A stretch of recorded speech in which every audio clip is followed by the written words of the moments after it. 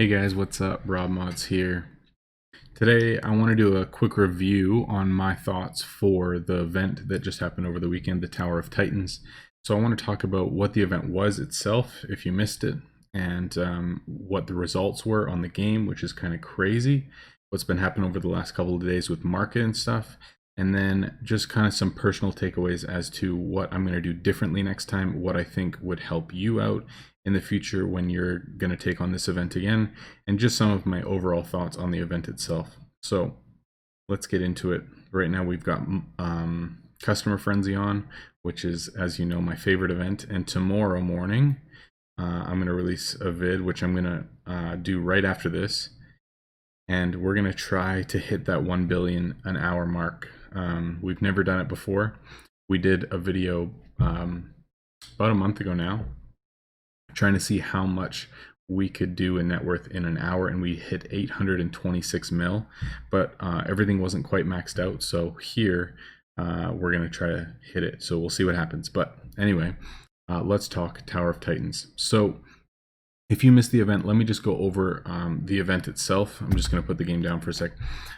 Let's just go over the event itself and I'll explain it to you. So basically it's a personal event. It has nothing to do with your guild, although of course higher level buildings do help a little bit. And so there's 30 floors total that need to be finished within 48 hours. It's a 48-hour event. Each one takes an hour to complete, or 45 minutes if you have the guild boost. These floors kind of go up in difficulty, obviously. Every third floor is a boss, and when you complete a boss, you get a reward for it, whether it be scrolls or gems or shards or whatever the reward is for that. And a lot of the bosses have different strengths and variety. They're good against certain classes. They've got certain things that make them a little bit more difficult or more interesting, where it's not just, okay, here's a boss, it has X amount of health, go kill it type thing.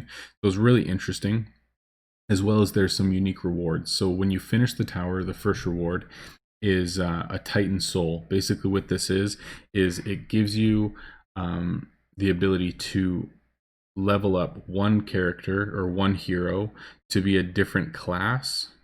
Oh, it's happening again, but here we go.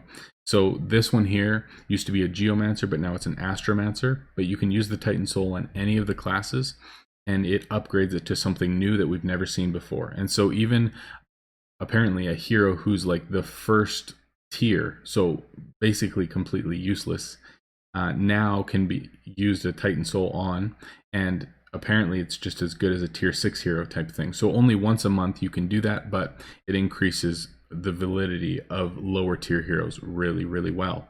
So that's pretty cool. Next thing is for rewards is a dice, which I can show you here. So that perfect skill dice in the middle, basically what that is, you can use it on any of your heroes to re-roll some of their skills depending on how difficult the tower is. So there's 4 difficulties. It's based on your player level with which one you get. And the highest tier is level 53 and above, which we'll talk about in a minute. But these perfect ones were the highest that you can get, and so you can re-roll any of the 4 skills with one of these. So that's pretty cool too. That's an exclusive reward from this dungeon hour thing. So this is going to happen once a month. Basically it'll happen 2 weeks later. Lost City of Gold will happen 2 weeks later. The tower will be back. So this is a once a month thing. As I said, 4 difficulties depending on your level. I'm pretty sure somebody said the first level isn't even unlocked until you're level 16 or 18 or whatever. So really, really new players can't even play it. So let's talk about what the results were, and then I'm going to talk about some takeaways from it. So first of all, as everyone noticed, the market blew up during this event. It was insane because there were so many new items coming into the game that people just don't take any mind of this, nothing important. So these are the items that normally I'm buying in order to sell. Let me show you. And so generally the ones that I'm buying range between like 700 and 800k, somewhere in there. And right now they're all like 500 to 600k. But during the event, like let's say these bows, they were selling for like 320k or something. So like way, way, way like even under cost, cheaper than I've ever seen any items. And the reason was that nobody had any inventory space, so they were just trying to unload all their items so that they could still get the items from the quest that they were doing. And so the market just got totally wrecked from this because nobody was prepared for the number of items that were going to come into the game through quests. So that was pretty crazy. Another result I think from this is that everyone is actually forced to work on heroes. Like if you look at mine, they're all Spellblades or Geomancers. They all have green gear. They don't have great enchants. And they all have basically the same amount of power, like 14, 16,000. And so for me, it forced me to say, okay, I actually have to think about how I'm going to get my heroes better and still be cost effective because I'm free to play. But I can't just have one type of hero now because certain bosses are really good against spellcasters and I could barely kill it, right? And so especially if the tower gets harder in the future, it's just not going to be a possibility. And so there's other options that I need to figure out. And so another thing it forces me to do is have more than one class. So I'm going to need to get some fighters and some rogues. And so in the next few days, probably, I'm going to start unlocking new hero slots because I've got 6 more that could be unlocked, which we might unlock all of them, I don't know. And then maybe get 3 rogues and 3 fighters, because then I can use different classes against different bosses. So it kind of forces people into actually working on heroes and spending money on it, and 2, not just having all Spellblades, right? Like there's different builds that you kind of have to focus on. Another big effect from this event, I think, is that re-rolling skills is not just a pay-to-play, gem-only type thing. That if you have 4 like that, I can reroll hero skills, which normally if you look at, let's say this guy skills and I want to reroll, instead of 200 gems, I can just reroll with a dice. So these 4 dice essentially save me like up to 1,000 gems. So this event, even if it cost me 500 gems to finish in time, which it didn't, but if you wanted to rush it in 10 minutes, it costs 510 gems to do all 30 levels. But even so, that saves you so many gems in the long run. So it actually makes rerolling skills feasible for players who aren't spending a lot of money on the game, which is really cool. It adds a new element for players who aren't spending as much. And it also makes low tier heroes worth keeping because, as I've said in previous guides, as I've said in previous guides, come on, it glitched again. I can't do anything. Okay, be right back, sorry. Okay, we're back. That's rather annoying, but all good. So as I was saying, in a lot of my previous guides, I've said lower tier heroes, don't work on them. They're going to get rerolled eventually anyway, there's no point.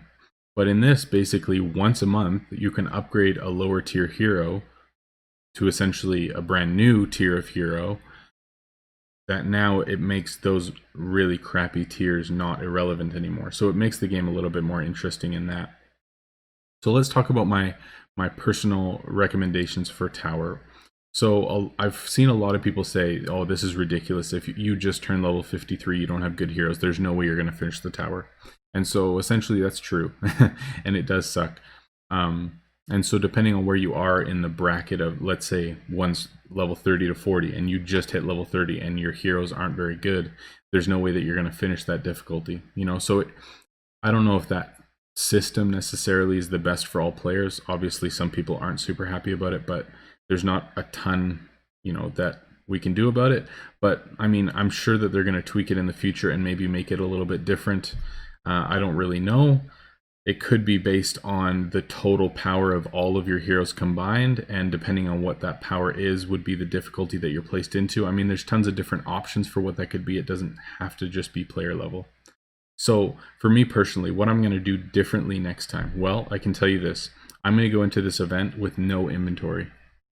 I'm telling you, I'm going to try to get as close to 0 inventory as I can going into this event, because if I'm getting from the market items 400k cheaper than I am normally, think about that, 1,000 items times 400k, I'm making millions for free, doing nothing, just by playing the market more intelligently.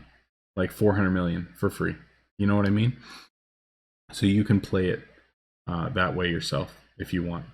So that would be my recommendation, because I didn't actually look at the lower tiers like tier 5, tier 6 items, but my assumption is even if you're a lower player and you're not looking for tier 9s, you're going to be able to find items a heck of a lot cheaper during this event. So try to go in with a really low inventory, but if this event's coming up, it may be interesting to see what happens in market even before the event. If everyone's trying to have low inventory so nobody's buying items might actually get cheaper before the event as well. Maybe not as much, but they might get cheaper because people are trying not to buy them, which means you might be able to get better deals. So it'll be interesting to see how people play it.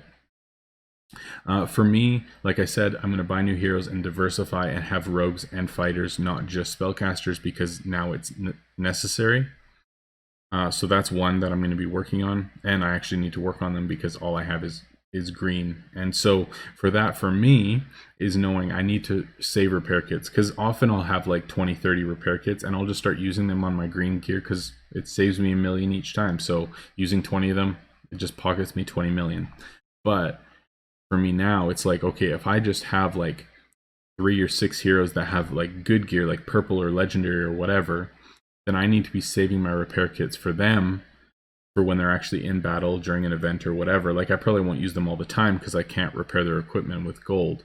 But for me to have at least a few really good heroes to get through the more difficult levels of this actually makes a lot of sense. So I'm going to be kind of switching up my gameplay and how I use my heroes quite a bit going forward. So we'll see how that plays out, and maybe I'll talk about that in the future a little bit more and see.